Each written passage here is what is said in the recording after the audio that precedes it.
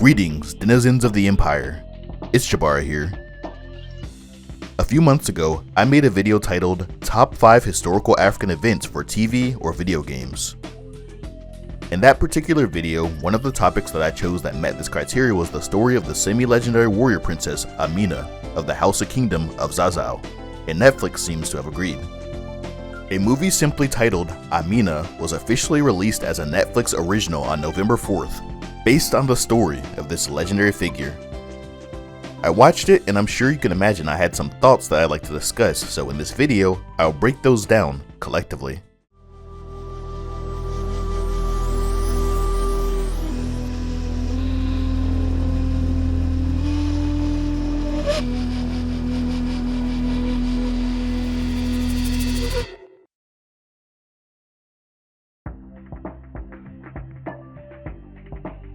So firstly, I'm sure this goes without saying, but spoiler alert, again, I repeat, spoiler alert. If you have not seen the movie yet, this video will contain some spoilers, so consider yourself warned. So let's start with the basics. Who is Amina? Well, if you've seen the aforementioned video, then you'll probably already have an idea of who this historical figure is. For those of you who have not seen the video or just simply forgot, I'll provide a brief summary of who this powerful and influential woman was. Queen Amina was a warrior queen from the West African Hausa Kingdom of Zazzau, who ruled sometime in the 16th century in a region located in what is now northern Nigeria. She technically was never really a queen, more of a princess turned war general. She was known as an expert tactician, a great warrior, and a ruthless expansionist. She brought many political, economic, and military reforms to Hausa lands that were previously never seen before, and to present day, she is revered all throughout the region. So, as far as the movie itself, here are my thoughts. But first, a quick word from our sponsor. Blackout is going on at the Coldest Water, up to 50% off of select random drops throughout the month, and up to 20% off the entire website. Use my referral link down below, and use promo code BLACKOUT.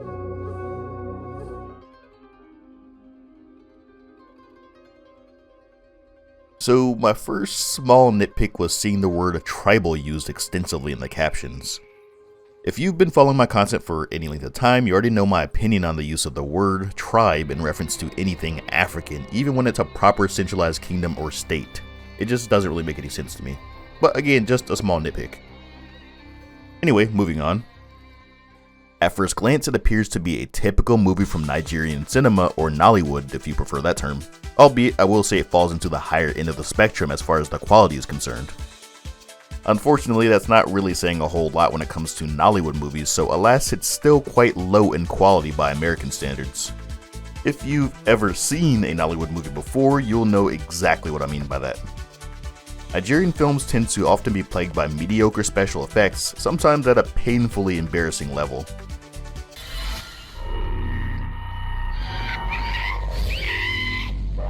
Props and sets can look very cheap and fake, and the plots can sometimes be very messy, inconsistent, or just difficult to follow. Ah! You fucked me, monkey! Marry me.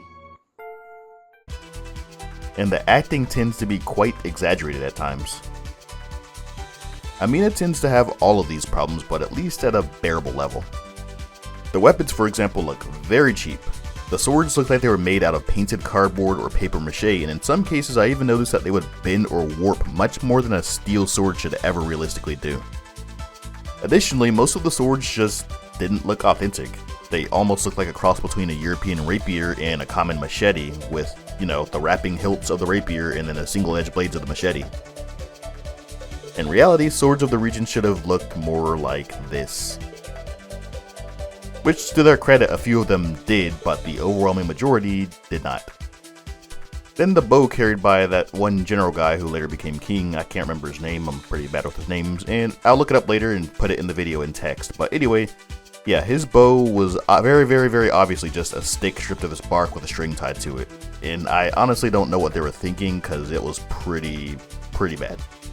Maybe I'm missing something, I don't know, maybe there was some sort of legend or myth tied behind it to make them portray it that way, who knows, but if that was supposed to be an authentic bow, it was terrible. There's no nice way to put it, it was just terrible. And as far as the sets go, I think for the most part they were fairly well done. Definitely not the quality I'd expect out of a feature-length movie, unless it's from Nollywood of course, but either way they weren't half bad. And since we're already on the topic of the sets, or the architecture, I will like to praise a few elements of the movie for their authenticity. The architecture was more or less in line with that of the House of Kingdoms, consisting of adobe construction painted with various designs containing many spires and arches, typical of House of Vernacular architecture. The clothing and attire also looked very consistent as well, with its bright colors and uniquely cylindrical turbans. One particular scene that caught my eye was when a warrior got relieved of his duties after he lost an eye. He felt quite distraught, and this reminded me of a similar event that took place in the neighboring Songhai Empire. Songhai ruler Askia Muhammad was deposed by one of his sons when it was discovered that he was blind. He was deemed unfit to rule and was exiled to an island in the middle of the Niger River. This seems to be a very common thing in West Africa, and frankly, it's no different from today. A modern soldier in the United States, for example, would be medically discharged in that situation. Another part of the film that caught my attention was Amina's younger sister, Zaria. The modern Nigerian state of Zazzau is sometimes referred to as Zaria. It was named after the younger sister of Amina, and I found it pretty neat to see the face behind the name, so to speak. The use of the Hausa language in the film was also very cool to see. I've seen plenty of movies featuring various European, Asian, and even indigenous Native American languages. In fact, the entire Apocalypto movie was recorded in an indigenous Mayan language. Prior to Amina, the closest African equivalent of this I've ever seen in Western media was Black Panther. This was also cool to see, especially coming from a Marvel movie. Seeing this done in a movie that took place within a historical African kingdom, however, was incredibly inspiring. Finally, I was very pleased to see that the kingdom was not made out to be overwhelmingly Islamic. Despite some deep-seated Islamic traditions within the kingdoms of Hausa lands, historically, traditional religion, mythology, art, and architecture still held a prominent place in society. And as with most other Islamic states of West Africa, the religion was mostly only prevalent among the ruling elites and merchants. For example, there were a few references to Sarki, a well-dwelling serpent from pre-Islamic Hausa folklore. Despite the very obvious traditional influence, they still made references to Allah and other aspects of the Islamic faith. The Hausa became even more heavily Islamic under the Fulani Jihad and the subsequent formation of the Sokoto Caliphate in the year 1804. So I have to say, from a religious standpoint, it was very well balanced for the time period in which the movie takes place, which would have been in the 15th or 16th century. All in all, I will say that the movie, despite being an overall low-quality movie, it was a step in the right direction. I think it's very clear that the creators of the film put as much quality and attention to detail that their low budget would allow. I think it's well worth the watch and can hopefully inspire other actors and creators alike to follow in their footsteps and produce similar films in the future. For sources, check out my website, linked below. If you'd like to support future projects, you can do so there as well, or by clicking the join button below, or by becoming a patron. I hope you all enjoyed the video. Thanks for watching as usual, and always remember, we don't come from nothing.